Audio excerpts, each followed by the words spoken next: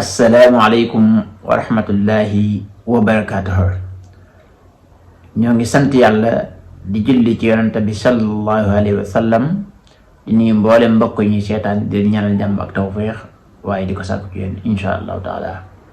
mbokk yi tey dañoo ñëwoon ngir baaxee leen ay sekkere sarax yu am solo lool ci mbiri doomu aadama nga xam ni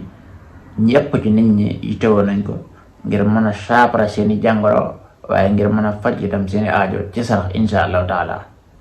muy sarax yu am solo. sarax yi ñu leen fas yéene baax tey ñett la. muy jigéen joo xam ni borom kër daf koo jafe ngir ak gaaf man dafa am gaaf bu mënta am borom kër, maanaam soxna su bëgg borom kër tam jafe ko lool,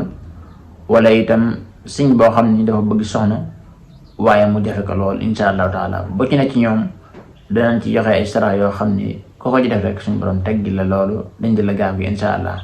bu dee koo xam itam dafay xal di am ay yaakaar yu tas lu bari lool insha allahu taala dañ joxe sekkare sarax bu jàppandi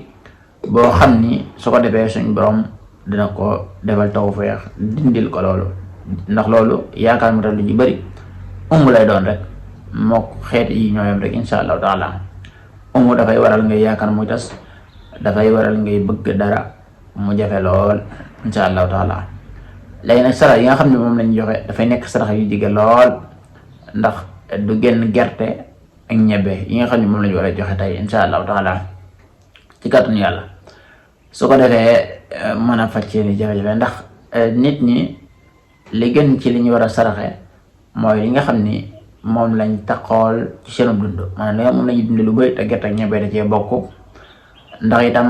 nit ki environnement bi mu nekk li ëpp ci li mu fay ñore nga xam ne dafay nekk ak meññet nekk garab sax fa waaye di fa màgg ngelaw li di ko ëpp, waaye ngelaw loolu di ëpp air boobu di ëpp meññet mi di la ëppaale yow, loolu yi dafay def jeexit ci yow.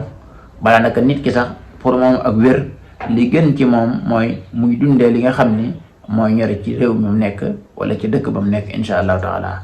waaye itam la koy faj itam mu ngi ci garab yooyu la kulihaal noonu la demee ci wàllu baatin ba sarax itam li ci gën génnul foofu insha allahu taala. kon mbokk yi bu dee jigéen joo xam ni dafa te bëgg borom kër mu jafe ko lool na génne sarax bii may wax, su ko defee suñu borom subhanahu wa taala dina ko teggil gi ak gaaf gi insha allah mu mën a am borom kër. dafay wut 2 kilo yi gerte kemb. gerte kemb maanaam gerte kemb nag mooy gerte yi nga xam ni dañ koo xolli ba pare bu mu nekk doom yu sew ba pare nekk gerte gu ñurut nag insha allahu taala. daf ci wut 2 kilo dal di wut 1 kilo ci ñebbe, waaye bu boobaa ñebbe ju xonq ji lay doon. ñebbe ju xonq mu ñebbe am na doom yoo xam day xonq, nga wut ci 1 kilo nga boole 3 kilo yépp teg ko ci néeg bi ngay fanaan ak moom ba man 3 fan insha allahu taala. nga génne ko yow ko jigéen ki sarax ko góor boo ko sarax baax na nekk mag wala mu nekk xale lu ñu mën a doon wala kulli xaal baax na. li ci am solo mooy nga sarax ko góor. soo ko defee suñu bon subhanahu wa taala dana dindil mboolem gaaf ak gu newoon ci yow ci kàttanu yàlla insha allahu taala. beneen bi itam mooy bu dee góor boo xam ni dafa bëgg soxna te mu jafe ko lool moom mu am ci ak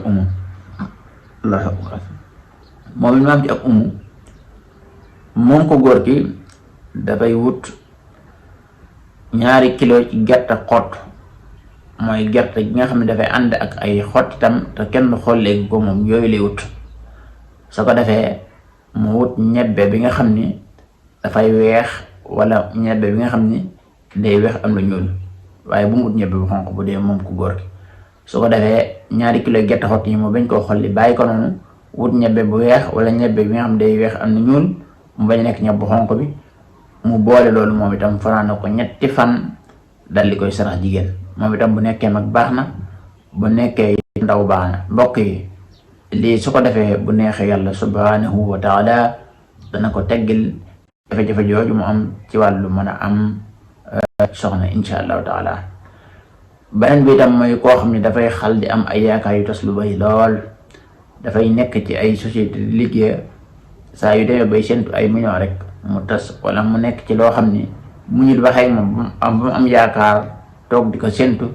moom daal lu ko bett ñëw waaye lépp lu mu séntu ko gis. kooku mooy ki nga xam ne dafa te it dafa tëju bu defee sarax bii may bëgg a joxe bu neexee yàlla nga xam ne génnul gerte suñu borom subhanahu wa taala dana ko teggi loolu. ana moom nu muy def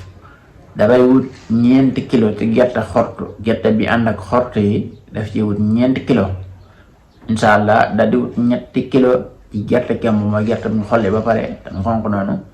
mut 3 kilo bu ko boolee muy juróom-ñaari kilo mu def ko ci ay mbuus yu wute dal di jël maanaam gerte xott bi di ko teg fi tolloog boppam bu dee ab lal mën na ko def ci ron gi wala mu xool fu mu koy daal waaye na tolloog bu dee tëdd fa boppam di nekk na tolloog foofu dal di wut gerte kemb gi mu wut 3 kilo yi moom itam mu teg ko fi tolloo ak ay tànkam ala kulli haal